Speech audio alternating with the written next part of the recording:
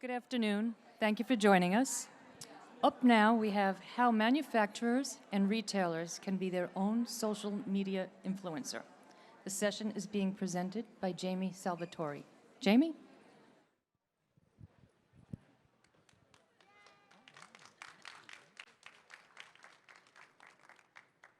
Hello. In the next 15 minutes or so, I'd like to talk about how all of you can get a few million more subscribers for your social media. I think we all can agree that would be good for you. Next to your email distribution list, social media is probably your most cost-effective form of advertising, right? You can talk to these people for free and get their real honest opinions, make real honest connections with these people. So I'd like to talk about how we can do that.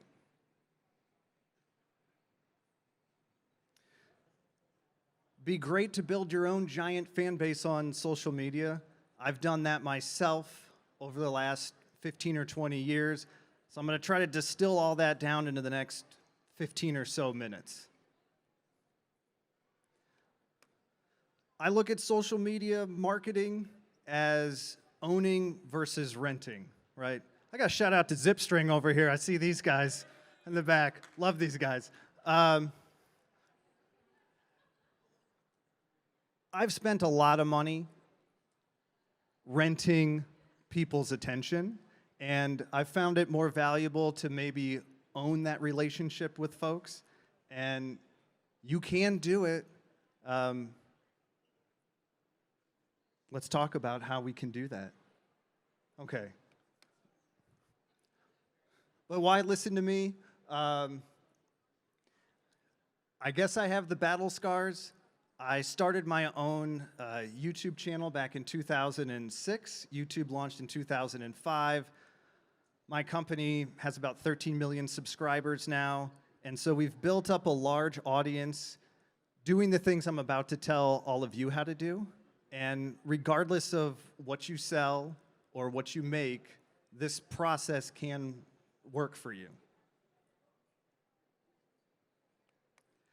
So I pulled this. This is our YouTube Studio analytics for the month of August. We got, it looks like 175 million views that month. We have about 9.6 million subscribers at that time, and we were getting about 5 million views a day. I think the interesting thing to point out on the one graph there is kind of how consistent the views are. A lot of people, I think, look at social media and think about, I need to get like a viral video. That doesn't really happen in my experience that often. I know it's kind of hard to see, but underneath that graph are those little gray boxes that have numbers in them. 2, 2, 3, 2, 3, 2, 2, 2, 3. That's how many videos we put out each day. So we are extremely consistent. We put out 64 videos a month, and maybe 1 in 100 kind of goes a lot bigger than all the others. So it's rare. You have to be very consistent. All right, everyone always asks me, what's the ROI on doing all of this organic social media? I don't have an answer for anyone, but I still think it's worth investing in. What I tell people is graph your marketing expense ratio. That's all I do. I used to do a lot of the things that everybody loves to do with their attribution modeling and their tracking links and your coupon codes and your Google Analytics and trying to figure out which video led to which sale or which post got you which order is, I think, impossible to do. Maybe you can, but it's never really worked for me. There's too much that goes into buying something to really figure out, oh, this video brought me this customer. This is what we do. We graph our marketing expense ratio. You just take how much money am I spending on the videos and the marketing I'm doing, divide it by how much money you make, and try to get that number to go down, right? That's it. The reason why I believe that is because a lot of folks seem to try to track their marketing and their advertising as if it's direct response, and you're not really making direct response content on social media, right? You're not making infomercials that are 30 minutes long, and you repeat the message 10 times, and you have a very strong call to action at the end. None of us are doing that in like a 45 or 60-second long TikTok. So why are you trying to measure it that way, right? Why are you trying to measure it like it's direct response when you're not making direct response? You're making like branding and, I don't know, sort of-ish direct response. So try this. You're all at Toy Fair, I would assume because you are making or selling toys. Kids buy toys. Kids are watching shorts, so make shorts. Kids aren't watching Nickelodeon. If you're making a TV commercial, it's probably because you have a contract with Walmart, so I guess do that. But if you want to get in front of kids, this is where you need to be. Making TikToks, making shorts, making reels. Make them 15 seconds long or 45 to 60 seconds long. Those are like, people have studied this, and that's where you get the most views. Those two lengths seem to be very popular. Okay, so I figured I would show you a commercial we've made. So hopefully this works. Nope. That didn't work. All right, go check out our YouTube channel at some point, VAT19, and you can watch something that we've made. Okay, so how do you guys do this yourselves? I apologize to all the social media managers out there, but don't hire one, okay? You don't need one. Really, if you want to get started on this, and you need to hire someone that could actually make content. Find someone that went to film school, okay? If you want someone to come up with clever hashtags or to respond to people on social media, get your customer service folks to do that. If you want to actually make content, make short form videos that people are going to watch, hire someone that can do that. So look for people that went to film school or video school or are 20 and have spent the last 15 years of their life making videos. So if you're going to do this and you're going to hire someone to make content, I implore you to create for the customer. That's who you work for now. I see 99% of the content we make, we don't get paid to make it. So we're just doing it to promote ourselves. So I don't care about what you think about your product. I care about what the customer will get out of the product. And when I get hired to make content, almost every time, that brand that owns the product ruins the video. Because you insert your messaging, and no one cares about what you think about the product. Why you think someone should buy it probably isn't why they're going to buy it. So you really have to start thinking about the customer. And luckily, you have all of the data in front of you to do that. All of the analytics data that you need, I'm going to show you here in a second. This is it. This is my entire career whittled down to 3 things, okay? This is all you need to do to start building your own content strategy.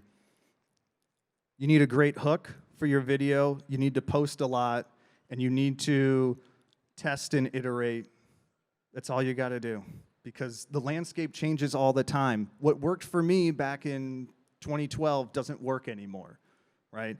And I know that because I look at the data and we change what we're doing as we go. So let's talk about hooks, right? The hook is the first thing the viewer sees or hears when your video starts, okay? Now, I love this product, this game. It's called Death by Coconuts. It just came out. I don't have anything to do with it, but it's a great product. Now, many of you, if you were going to put a video out promoting your game, would probably start with that first sentence. Today, I'm introducing you to a new game we made called Death by Coconuts. Swipe. No one cares. No one cares. A better option, which kills more people, coconuts or elevators? Okay, I'm interested. I'll keep watching. So that's the hook, right? So that's the first thing that matters. Is someone going to keep watching this video? So you have to obsess over your hooks. And there's metrics that will tell you if your hooks are good. You really need to post a lot. TikTok will tell you themselves you got to do 3 to 5 posts a day, which sounds daunting, and it is. We went from posting 1 video a day to 2, and we quadrupled our views.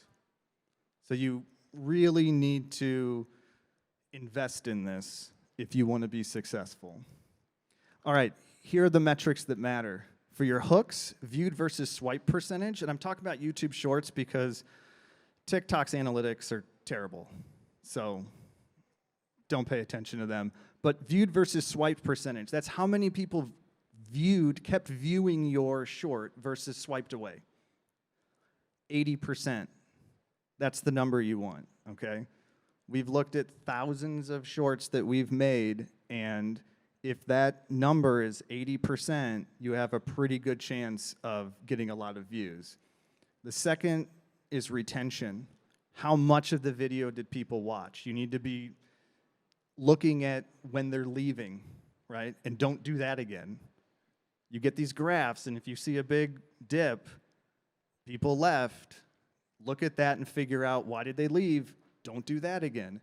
80%'s the number there. If you hit 80% on both of those, your video's probably going to get a lot of views. So all you've got to do is make a lot of content, see what happens, and then try something else till you get those numbers up really high. I don't pay too much attention to shares and likes. I think that's too hard to design for. And then if you have a video that a lot of people subscribe to, that is a really good thing. YouTube looks at that as a super like. YouTube execs have even actually said that. So subscribing doesn't mean what it used to mean for me, like when you subscribe to a magazine. They just look at it as, oh, they really liked this piece of content. So using that just couple pieces of data, you can test and iterate what you're creating. Only at the end of your video, in my opinion, should you ask the viewer to do something. Not at the beginning. You haven't earned that right yet. Not in the middle. They'll think the video's over. Just at the end. And just ask them to do one thing. I don't recommend saying, please like, comment, share, subscribe, and buy it. That's too many things. Plus, they know the video's over. They'll swipe away. In my opinion, you have to earn the right to ask the viewer to do something by giving them engaging and entertaining content. That's it. 14 minutes. Go get 10 million subscribers. Yeah.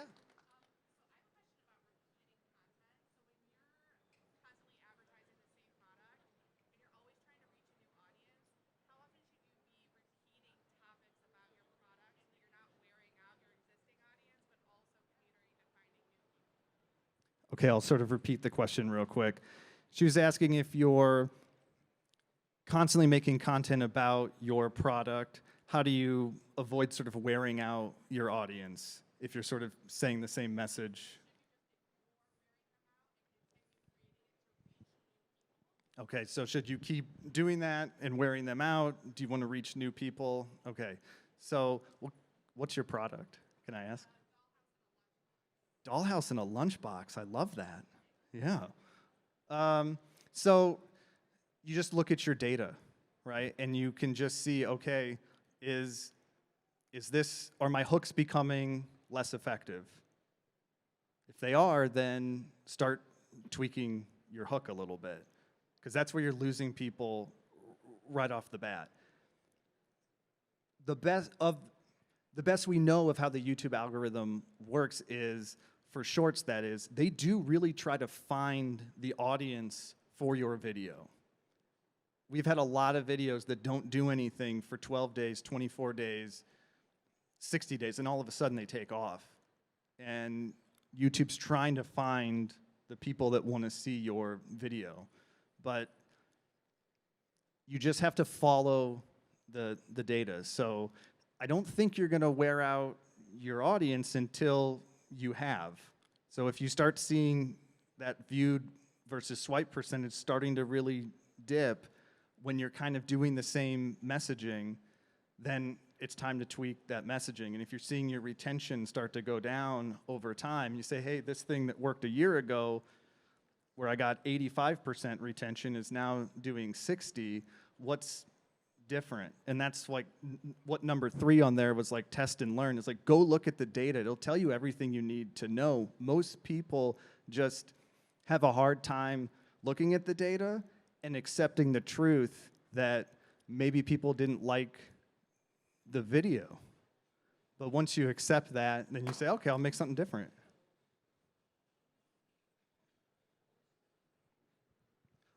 Hi.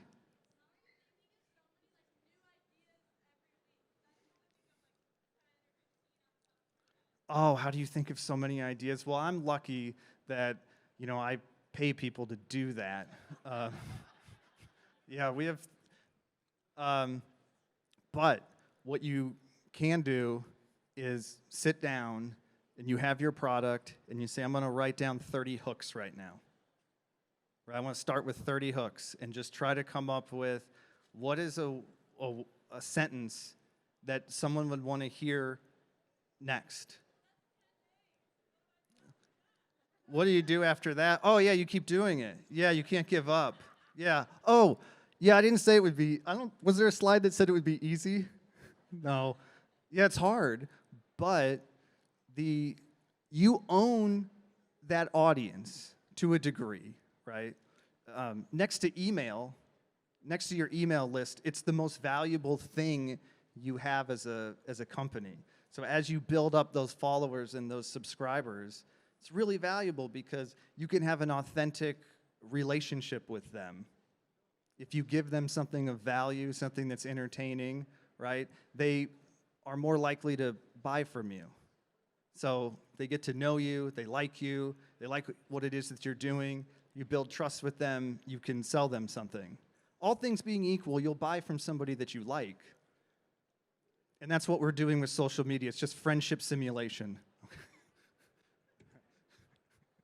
All right. Oh, yeah.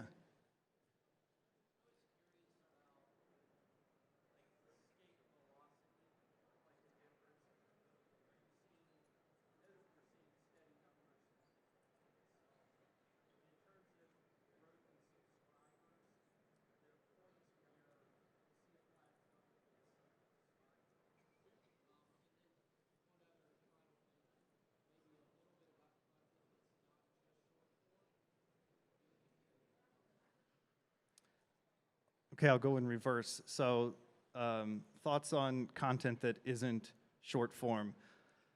You talking about like photos, or are we talking about like long form videos on YouTube?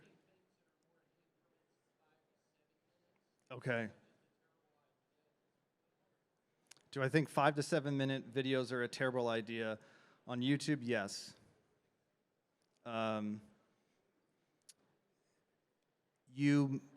YouTube wants to, this is my opinion, YouTube wants to make money.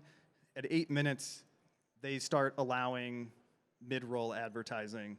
So I think the minimum is 8 minutes, but YouTube optimizes for the longest watch time possible per view, because what YouTube knows is every time a long-form video is over, it's not necessarily what video should I watch next, it's should I keep watching. So they want you to click on a video and watch for a really long time. And you might have the best 6-minute video that's ever been made, but the most they can watch is 6 minutes. And Mr. Beast has a video over here that's 25 minutes long that most people watch 20 minutes of. They're going to promote that piece of content more. So if you're making longer stuff, I would go really long. Time's up, according to the thing back there. Thank you, bye.